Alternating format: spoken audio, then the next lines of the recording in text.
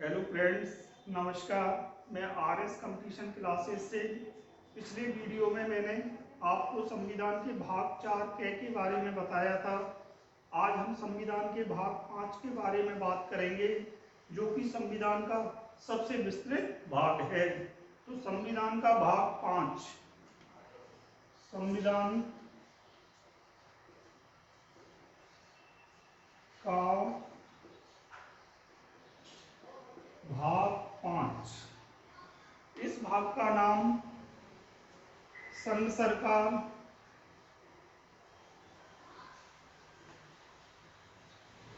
जिसमें राष्ट्रपति,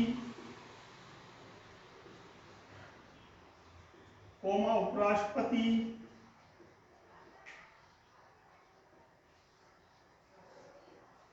मंत्रिपरिषद,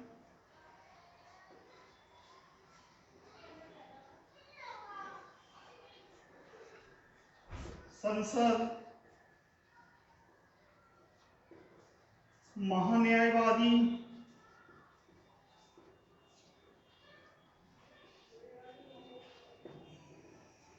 सुप्रीम कोर्ट,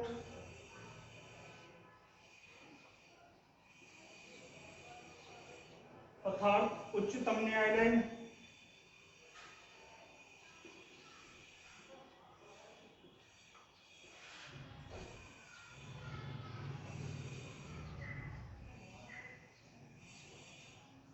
तथा भारत के नियंत्रक महालेखा परीक्षक।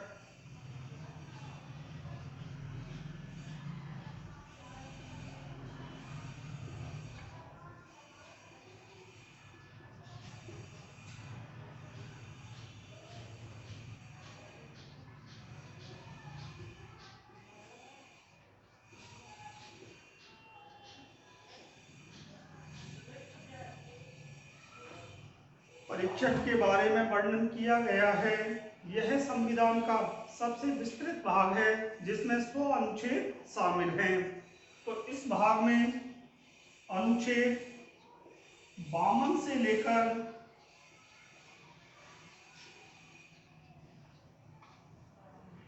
अनुच्छेद 151 शामिल हैं।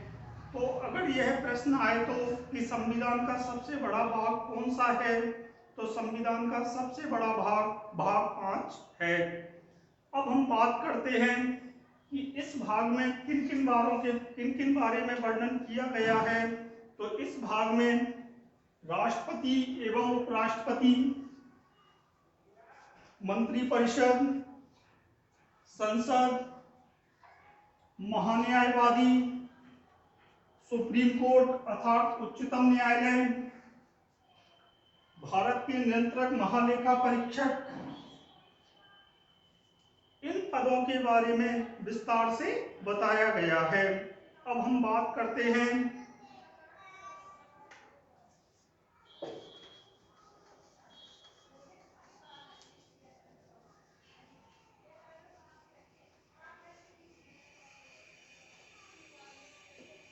इस भाग के अंतर्गत आने वाले महत्वपूर्ण अनुच्छेद।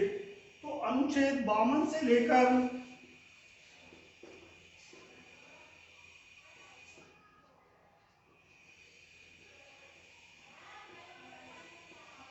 73 तक राष्ट्रपति उपराष्ट्रपति के निर्वाचन, योग्यता, पद अवधि तथा इनको पद से हटाया जाना, पुनर्निर्वाचन के लिए पात्रता, राष्ट्रपति द्वारा क्षमा आदेश जारी करने का अधिकार।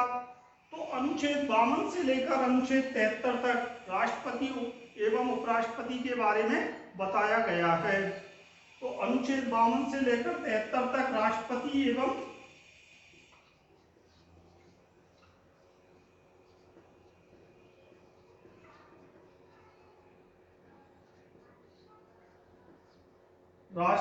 एवं उपराष्ट्रपति के बारे में बताया गया है। फिर हम बात करते हैं अनुच्छेद 74-75 की। तो अनुच्छेद 74-75 में राष्ट्रपति की सलाह एवं सहायता देने के लिए एक मंत्रिपरिषद होगी। उस मंत्रिपरिषद का प्रमुख प्रधानमंत्री होगा। तो अनुच्छेद 74-75 में मंत्रिपरिषद के बारे में वर्णन किया गया है। तो अनुच्छेद 74-75 मंत्रिपरिषद। अब हम बात करते हैं अनुच्छेद 75 से 78 तक, 76 में महान्यायवादी के गठन के बारे में बताया गया है, अर्थात महान्यायवादी के पद के बारे में विस्तार से बताया गया है। अनुच्छेद 77-78 में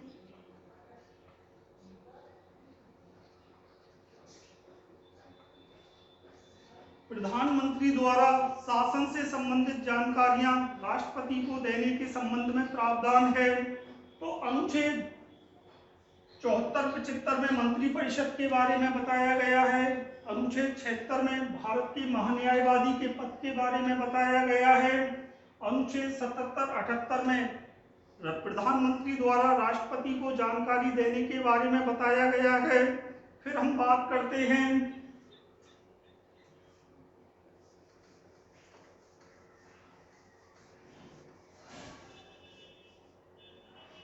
अनुच्छेद 79 से लेकर 79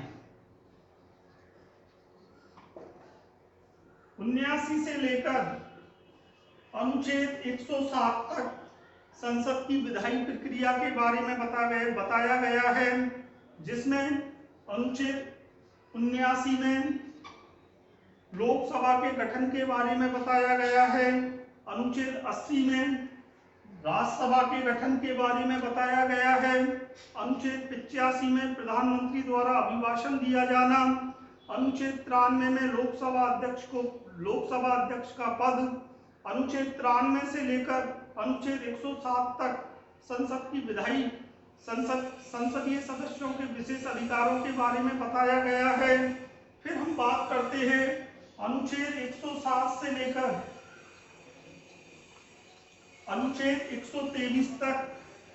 अनुच्छेद 107 से लेकर अनुच्छेद 123 तक संसद की विधायी प्रक्रिया के बारे में बताया गया है, जिसमें अनुच्छेद 108 में संसद की संयुक्त अधिवेशन के बारे में प्रावधान है। अनुच्छेद 110 में धन विधेयक के बारे में बताया गया है, अर्थात धन विधेयक की परिभाषा दी गई है। अनुच्छेद 123 में संसद के विश्रांति काल में राष्ट्रपति द्वारा अध्यादेश जारी करने के बारे में बताया गया है। जब संसद का सत्र नहीं चल रहा हो और देश के समक्ष ऐसी चुनौती आ जाए कि कानून बनाना अनिवार्य है, उस स्थिति में भारत का राष्ट्रपति अनुच्छेद 123 के तहत अध्यादेश जारी कर सकता है। तो अनुच्छेद 123 में राष्ट्रपति द्वारा अध्यादेश जारी करना, इसके बारे में बताया गया है। फिर हम बात करेंगे अनुच्छेद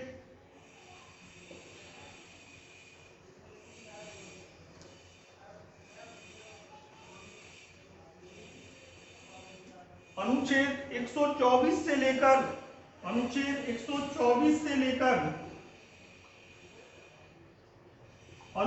147 तक सुप्रीम कोर्ट के गठन के बारे में, सुप्रीम कोर्ट के न्यायाधीशों की योग्यता, उनको हटाने के बारे में बताया गया है।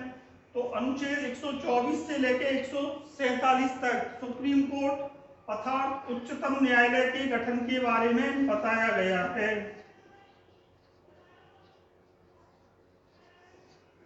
उच्चतम न्यायालय के गठन के बारे में बताया गया है, जिसमें बहुत महत्वपूर्ण अनुच्छेद 137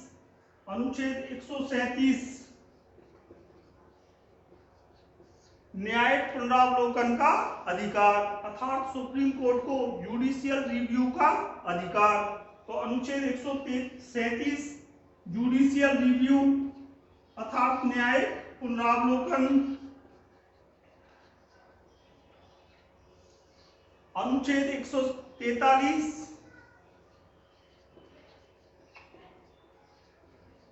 वेरी इंपॉर्टेंट, अनुच्छेद 143 में राष्ट्रपति द्वारा किसी महत्वपूर्ण मसले पर सुप्रीम कोर्ट से सलाह या सहायता मांगने का अधिकार दिया गया है। तो अनुच्छेद 143 के द्वारा राष्ट्रपति कोई महत्वपूर्ण विषय पर सुप्रीम कोर्ट से सलाह या सहायता मांग सकता है। तो अनुच्छेद 124 से 147 तक सुप्रीम कोर्ट के बारे में वर्णन किया गया है। अब हम बात करते हैं अनुच्छेद 148 से लेकर 151 तक भारत के नियंत्रक एवं महालेखा परीक्षक के बारे में।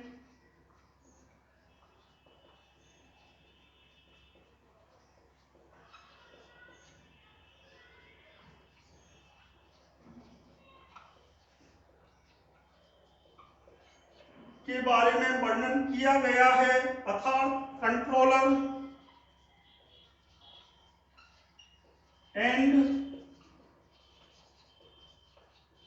Auditor general of India. अर्थात अनुच्छेद 148 से लेकर अनुच्छेद 151 तक नियंत्रक एवं महालेखा परीक्षक के पद के बारे में बताया गया है। यहाँ पर हमारे संविधान का भाग 5 समाप्त होता है, जो कि संविधान का सबसे बड़ा भाग है।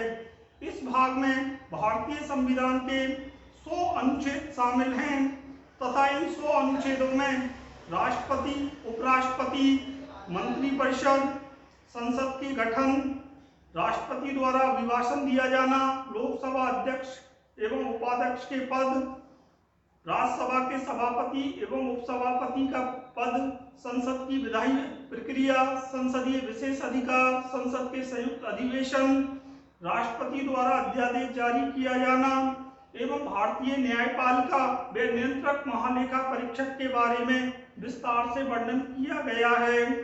अगर आपको ये मेरा वीडियो पसंद आए तो प्लीज सब्सक्राइब करें, लाइक करें, शेयर करें, ज़्यादा से ज़्यादा लोगों को बताएं। और अगले वीडियो में मैं संविधान के भाग 6 के बारे में वर्णन करूंगा। तब तक के लिए जय हिंद, जय भारत।